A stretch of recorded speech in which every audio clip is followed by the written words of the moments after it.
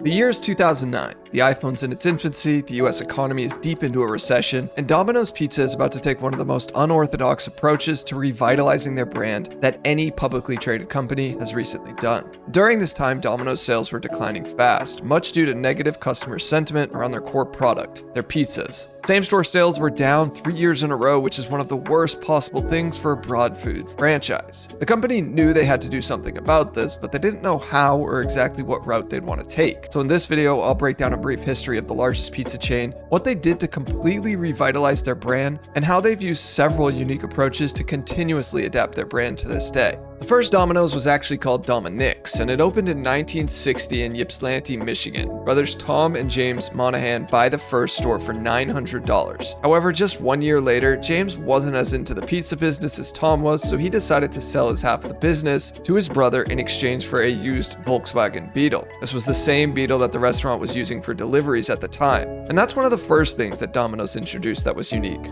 pizza delivery. Today, food delivery is so common with all of these super accessible apps to choose from. But back then, to quote Tom, delivery at the time was pretty minimal, so I decided to focus on that. And it was the best thing I've done. Nobody thought you could make money on delivery. Most places just delivered to get some volume before they could afford to cut out the delivery. But I thought I could do it. It was a challenge, I just had to figure out how. Being close to local universities in Michigan really helped boost their delivery business, and in 1965, Tom renames the business to Domino's Pizza Incorporated. After being renamed, Tom tried to rapidly expand the brand by franchising new restaurants. He was witnessing what other big brands like McDonald's and KFC were doing and thought, I need to get bigger. The first franchise would open in 1967, another in 68, and by 1969 he went from 12 stores all the way to 44 in just 10 months. Talk about rapid expansion. But Tom would quickly learn that moving fast is not the same as going somewhere, because he would later go on to say, I had all of these employees around, I didn't know what they were doing. I had a computer, I had financed all of these franchises, but they weren't doing any business. It wasn't that they were doing poor business, they weren't doing any business. I had the busiest pizzerias in the world and I had the slowest pizzerias, all in the same chain. Instead of putting stores near universities, we got into residential areas around Detroit, and the stores got lost. I kept selling the franchisees food that they couldn't pay for, and they weren't paying any royalties. Therefore, as a result of all of these failing restaurants, Tom went into a lot of debt and lost 51% of the company to the banks. The banks at the time had no real idea on what to do with these restaurants, and inevitably made them worse because they tried to cut costs significantly, and that severely affected the quality of the ingredients. Now, eventually, Tom was able to gain back the majority interest of the company after he got the restaurants back from the bank, but he still needed to figure out ways to pay off all of the debt. Multiple lawsuits were piling up from franchisees, and Tom was struggling, but little by slowly, he got to work and started paying them off. He was living in a house with no furniture, driving old delivery vehicles. He couldn't afford an attorney, so he would defend himself in court. During court, he would try to figure out payment plans, and in about a year, he had paid everyone back. This is when Domino's begins to take off to the races. Same-store sales were rapidly growing, and Tom had figured out a more strategic way to franchise the restaurants. One where he would waive the franchise fee up front, which for anyone who doesn't know, is a hefty upfront cost for the franchisee to get started with the brand. In exchange for waiving the fee, Domino's would make the potential franchisee owner work as a successful manager in one of the restaurants for up to a year. Tom claimed this saved money because he didn't need to hire attorneys to negotiate franchise deals with, and it was the best franchise system in the industry. By 1983, Domino's had over 1,100 restaurants. During the 1980s, Domino's would roll out one of their most popular marketing programs, their 30 minutes or free guarantee. They guaranteed that any pizza you bought would be delivered in 30 minutes or less, and if not, pizza would be free. This was a huge hit among consumers, and in 1989, Domino's was doing extremely well. So well, in fact, that Tom felt like it was finally time to sell the business and move on to serving his life to the Catholic Church. He thought he could quickly find someone to take over the business and prove to a potential buyer that Domino's could run without Tom at the helm. But that didn't happen. Domino's quickly regressed because Pizza Hut started to get into delivery and was eating into Domino's market share. On top of that, Little Caesars were starting to take over as well, and before he knew it, Domino's was $500 million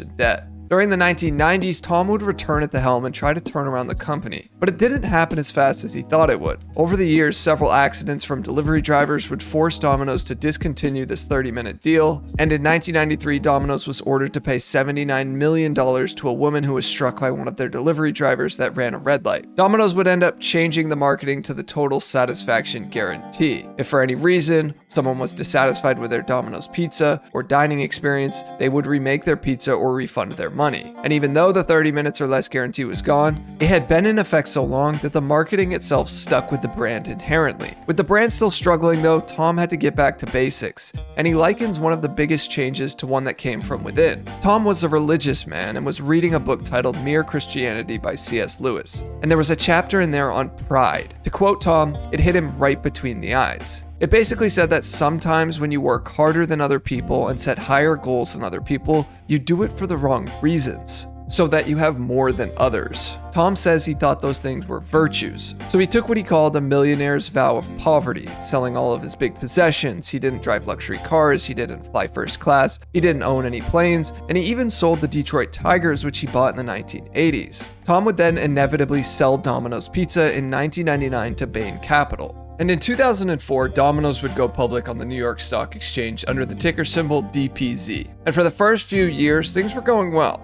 But when the financial crisis struck in 2008, Domino's was already facing some tough backlash. As I said, sales stores were plummeting, and 2 employees had also filmed themselves messing with food as they prepared it that was seemingly for a customer. The overall sentiment around the quality of their pizzas was deteriorating, and fast. Domino's had big problems, and they had to decide what they wanted to do about it. This is my favorite part of this story, and honestly, it's what made me want to cover this topic as a whole. Just think for a second, how many times do you see a brand you know or like make a ton of bad decisions, and therefore taint the brand altogether? Whether it's a restaurant you love, a video game, or even a retail brand. In 99% of the time, the brand will never admit any wrongdoing and will either stay silent and or just double down on the direction that they're already going in, hoping that inevitably things just smooth out. Well, not Domino's, because Domino's took a path that most companies will never. Brutal honesty. They created a whole advertising campaign bashing their pizzas. I mean, they literally said, "Our pizzas suck," and thus began the pizza turnaround. In 2009, Patrick Doyle would become the CEO of Domino's, and he wasn't just going to have the company talk the talk here. Domino's completely set out to revamp their whole product, having chefs working overtime, trying to come up with all new recipes to master this new pizza. New cheeses, new sauce, and of course, a new crust. Domino's knew the future of the business depended on revitalizing their product. So during the initial innings of the ad campaign, Domino's would air commercials of real customers bashing their pizzas. And once Domino's figured out their new pizza recipe, they went back around to each person in that focus group and had them try this new pizza. Hey! Adrienne? Yeah. Hi, I'm Sam from Domino's Pizza. Hi, you ordered pizza?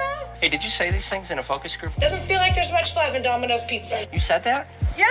I happen to bring the head chef from Domino's Pizza. No, you did not. I'm sorry. Did you say that about our pizza? Wow, I did. Don't be sorry. Your comments helped us to improve everything about our pizza. Try it. Can I? Please. Wow. Some love in there, isn't there? There's a lot of love in there. This is what I was talking about. Welcome back. Thank you.